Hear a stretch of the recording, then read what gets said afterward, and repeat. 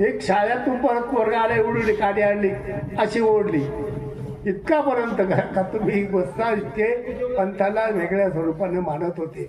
पण तो योगा असा आपण त्यांना बरेच दिवस गेल्यानंतर चांगले दिवस येतात, दुःख भोगल्याचं सुख येतं आणि अडचण भोगल्याचं श्रीमंती येते आणि गरिबातून श्रीमंती आलेली.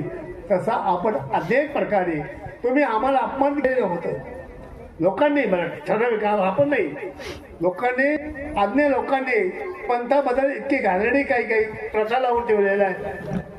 तर ती प्रथा स्वामींनी आतापर्यंत सहन केली, पण आता नाही सहन झाली. आता ते मुंबईहून दिल्लीला गेले जे प्रसंग सरांनी सांगितला का दिल्लीच्या त्या शिमलेमध्ये केंद्रीय मंत्र्यांच्या उपस्थितीमध्ये सर्वज्ञ चक्र स्वामीची जयंती साजरी झाली. काय राहिले तुम्हाला मराठी भाषेचा हो मानवादी मराठी भाषा तुम्हाला हे मिळाले